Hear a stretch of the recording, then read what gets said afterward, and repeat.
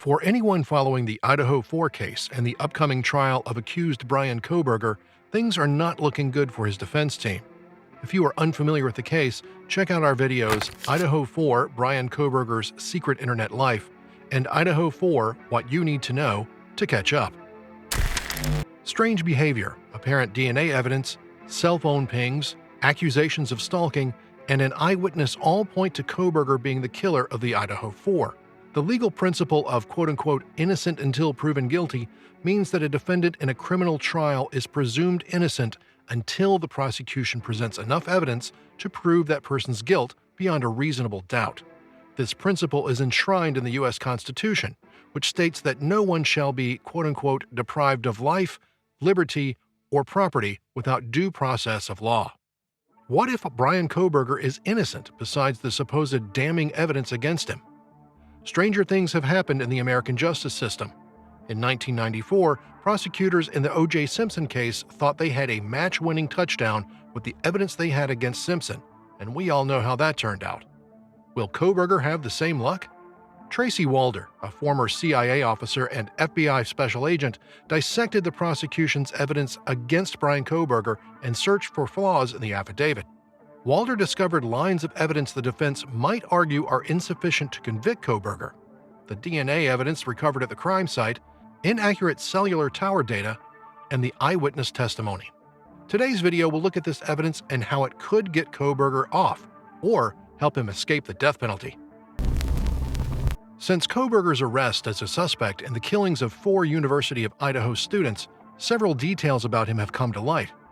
Investigators in the case published evidence from an official affidavit, stating that a location check of the 28-year-old's phone located him near the murder site hours after it occurred on November 13, 2022.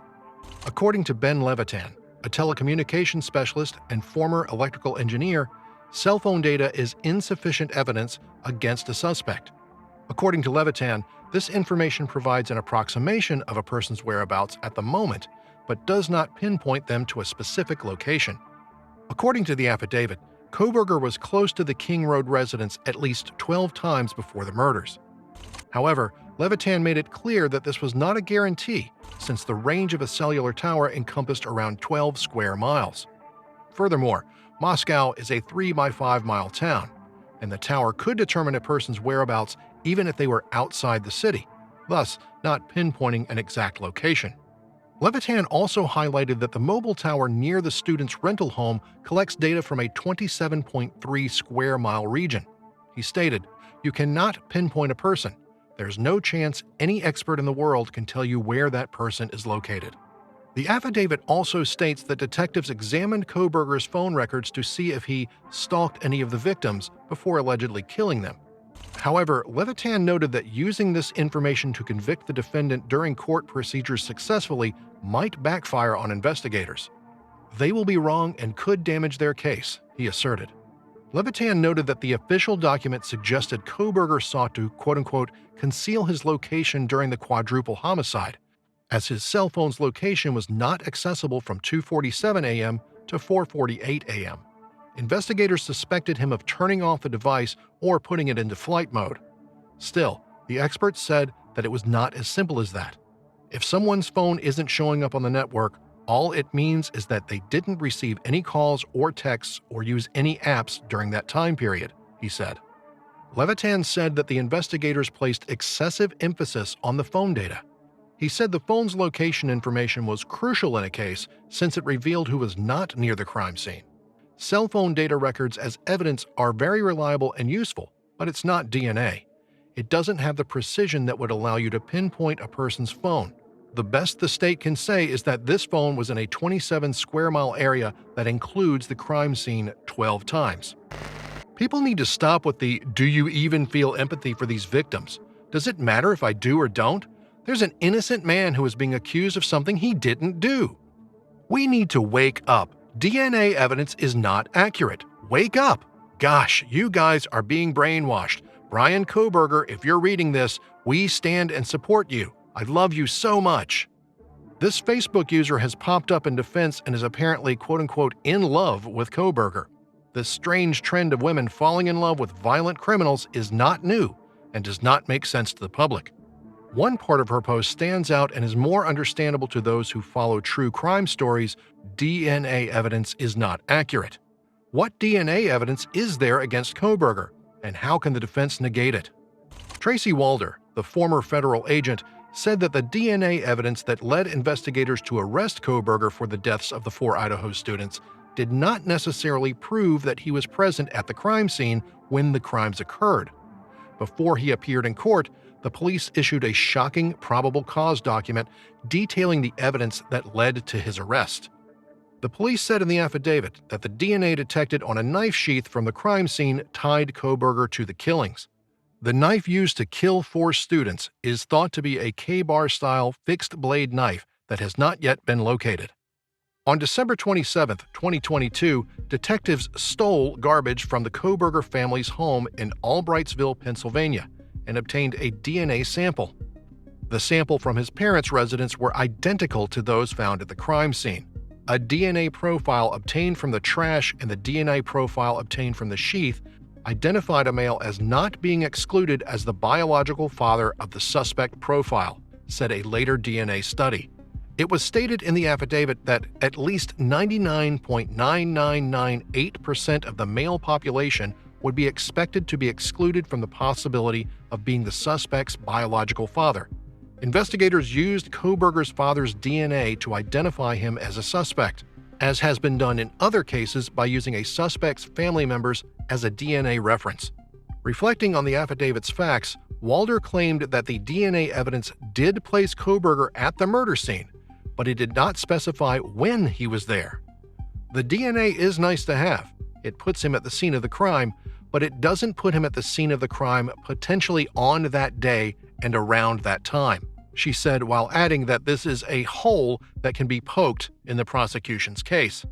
A former federal prosecutor has also said that the affidavit's evidence does not locate Kohberger in that residence on the night of the killings. The prosecutor, Duncan Levin, said, "What the evidence seems to show so far is that someone driving his model of car was near the scene, but no camera captured Kohberger driving the car. Was the knife sheath placed at the crime scene to frame Kohberger?" According to the affidavit, the surviving housemate is the primary witness who saw the murder. Is one of the 2 roommates who were not hurt during the knife attack murders on November 13, 2022. In the police affidavit, is referred to by her initials, DM. According to the document made public on January 5, 2023, saw the murderer. However, 911 was not called until 11:58 a.m., hours later, according to the case webpage on the police website. According to the affidavit, froze before locking her bedroom door. The affidavit states that officials used observations to conclude that the killings happened between 4 and 4:25 a.m. According to an unnamed source, the 8-hour delay in reporting the crime has perplexed law enforcement officials in Idaho and has been something that we have puzzled over. We don't know if it was an issue of intoxication or of fear. Statement and actions may be what Kohberger's defense needs to get him off. Excerpts from one lengthy Reddit post show how the defense might prove that this eyewitness account will not hold up as evidence with a jury. The post starts, quote, "DM's story about her actions in the aftermath of the murders has sowed so much doubt in people's minds that it has me thinking it could be disastrous for the prosecution. It doesn't matter if you personally believe her. The fact that this many people heard her story and thought, she's not telling the whole truth, this doesn't add up, could mean a lot of people on the jury might reach the same conclusion." End quote.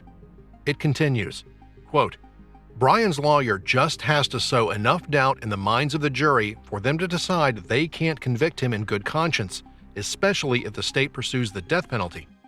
Bryan's lawyer is undoubtedly going to question Dylan on how she could have possibly heard 4 of her roommates, 2 of them right across the hall, being brutally slain.